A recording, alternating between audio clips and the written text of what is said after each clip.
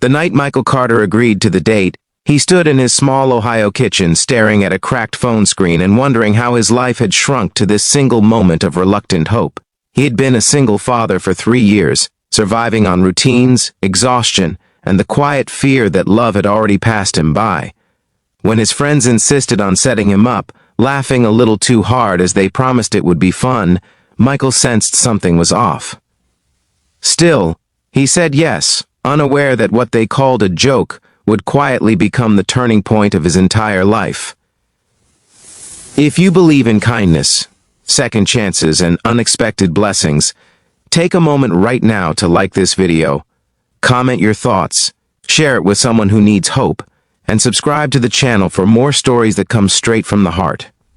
Michael's days revolved around his 6-year-old son Noah, a bright-eyed boy with a limp from an old accident and a smile that tried to hide how much he missed his late mother.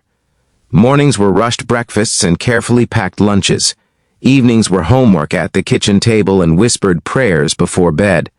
Michael carried guilt like a second skin, always wondering if he was doing enough, always afraid of failing the one person who depended on him completely. His friends saw the weight on his shoulders and thought laughter might save him. Even if it came wrapped in cruelty they refused to acknowledge. The date was arranged at a modest family restaurant just outside Columbus, a place Michael had visited dozens of times with Noah but never alone. He arrived early, wearing the same blazer he used for job interviews, hands clenched in his pockets as if bracing for disappointment. He told himself this was just another favor for his friends, another polite nod to normalcy. He did not expect anything meaningful.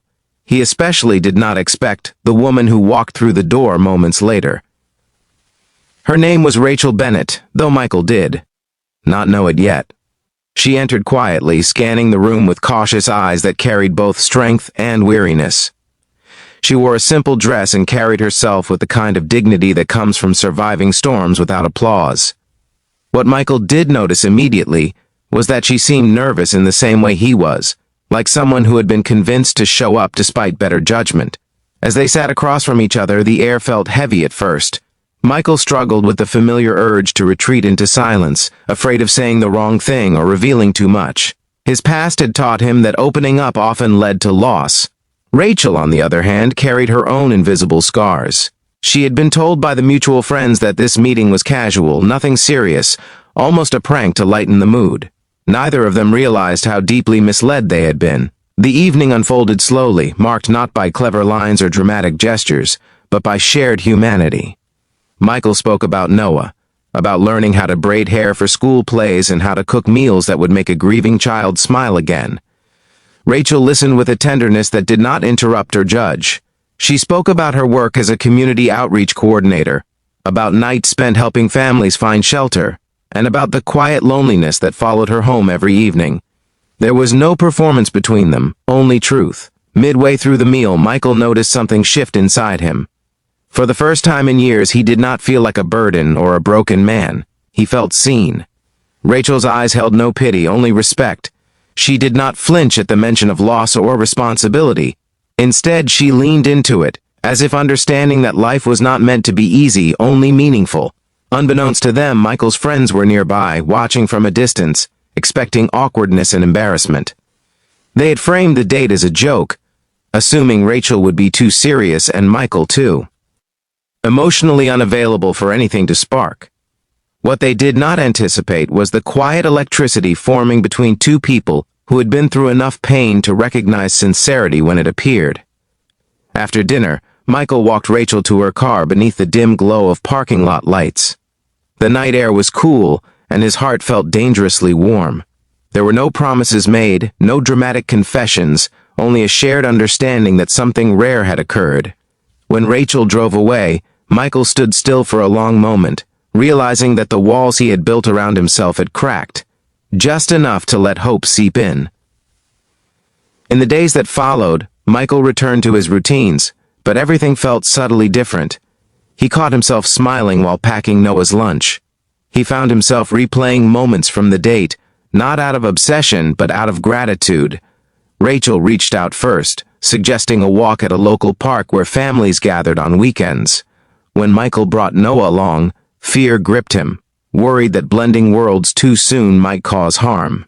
Rachel, however, knelt down to Noah's level, treating him not as an obstacle but as a gift. Noah responded instantly. He laughed more freely, showed her his favorite swing, and asked questions that only children brave enough to trust again could ask. Michael watched from a bench, emotions threatening to overwhelm him. He realized then that this woman was not there to fix them or fill a void. She was simply willing to walk beside them, at whatever pace they needed. The truth about the joke date eventually surfaced. One of Michael's friends admitted it carelessly, expecting laughter. Instead, Michael felt a surge of anger and disappointment. He confronted them, not with shouting but with a firm boundary. He explained that people were not toys, that hearts were not entertainment. Rachel, when she learned the full story, felt hurt but not bitter. She chose grace over resentment, understanding that broken people often hide behind humor. As weeks turned into months, Michael and Rachel built something steady and real. They shared meals, attended school events, and learned each other's fears. Rachel confessed her own doubts, her worry that she would never have a family of her own. Michael admitted his terror of loving again and losing it all. Together, they did not erase the past, but they honored it, allowing it to shape a future rooted in compassion. One evening, as Michael tucked Noah into bed, his son asked if Rachel would be coming to the school recital next week. The question was simple, but its weight was profound. Michael realized that love had quietly woven itself into their lives, not as a dramatic rescue, but as a gentle restoration. He said yes, feeling a peace he had not known in years. Near the end of that school year, Michael and Rachel stood in the crowded auditorium, watching Noah take the stage with confidence. As applause filled the room, Michael felt tears rise, understanding that this moment existed because he had taken a risk on a night he almost declined. He glanced at Rachel, who smiled back with eyes full of pride and faith. If this story touched your heart, if it reminded you that healing can come from the most unexpected places, please like this video, share it with someone who needs encouragement, and subscribe to the channel to keep these stories alive. And before this story ends, take a moment to comment below and tell us what part of Michael and Rachel's journey moved you the most. That so-called joke date did not humiliate a lonely single father. It gave him back his belief in goodness. It taught him that even when trust is broken, love can still arrive quietly, ready to stay. And sometimes the miracle is not in grand gestures, but in two wounded souls choosing kindness, one ordinary evening at a time.